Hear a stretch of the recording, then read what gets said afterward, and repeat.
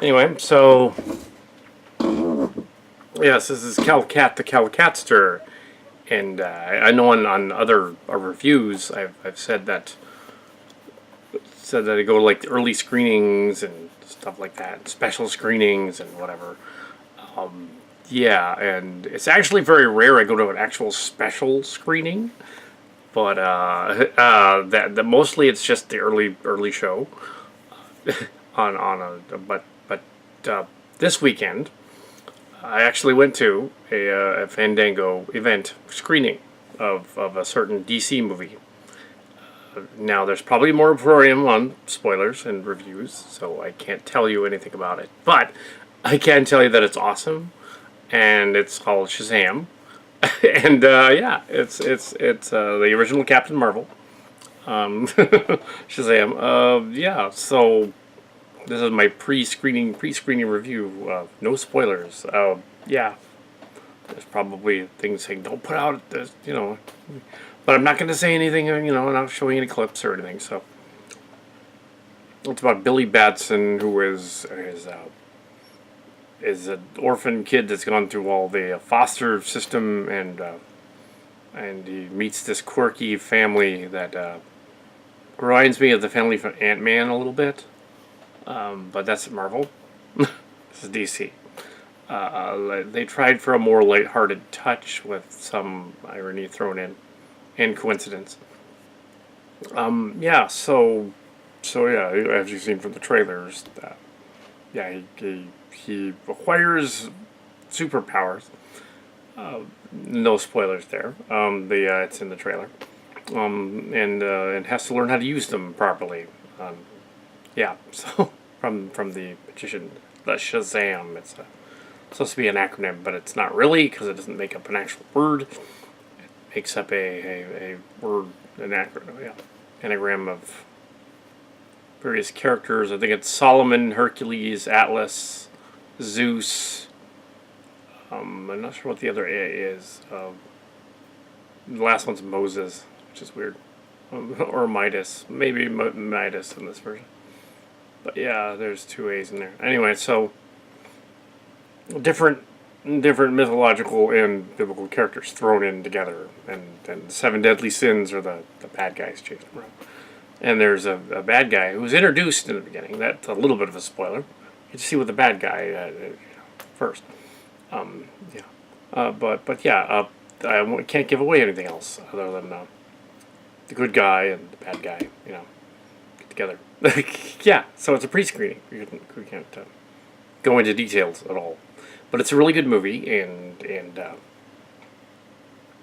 it tries for a lighter tone. DC movie. It's similar to the tone of Aquaman and Wonder Woman. It had the idea of a kid getting superpowers, and he becomes transformed through magic puberty into an adult is amusing. I'm sure all the younger generations that would think that was cool. Most of comic book readers currently are in their 20s and 30s. Some of them in their 40s. But little kids, yeah, but their parents will enjoy this. They'll see it and go like, oh yeah, Shazam from back in the day. Yeah, now there's a movie of that. And of course, and his costume is ridiculously garish, and they make fun of that at one point. So yeah, I won't give away anything because I can't. But it was really cool, and yeah, 4 stars, and yeah, really awesome, and now they're gonna think, he's a shill for DC, like they said about shill for Marvel. Gonna be a shill for both. That doesn't work. Like DC and Warner Brothers. No. So pre-screening. Wow. I don't know, was it 4 something in the area, and there was a pre-screening Fandango event of the film. We didn't sign anything afterwards, so or fill out a list or anything. I don't know. I didn't get a poster or anything. I'll suppose we'll see it again when it comes out, and then I'll review it again and give you details. But yeah, so that's Shazam. It's kind of like he's kind of like Thor, but he's also like the Flash, a little bit of Superman, And he was actually at one time more popular than Superman, according to Nick of the coffee shop. He was actually more popular than Superman, and yeah, although he was actually a copy of Superman and Thor initially, although the Marvel people came later, as the Marvel universe developed in the '60s. DC is a little older. It's DC Comics. It goes back to the '30s. So Detective Comics is actually what DC stands for. Did you know that? Yeah. Warner Brothers bought the whole thing years ago, like in the '90s, I think. Somewhere around there, when they did the Animaniacs and stuff. Warner Brothers and DC, and I think around the time of the Schumacher Batman movies. I can't be certain about that, but I think that's when they bought them. Which explains the radical shift in tone of the Batman movies from Tim Burton to Joel Schumacher, where he just went bonkers and just part of that was the merger that happened. But yeah, so there, Shazam.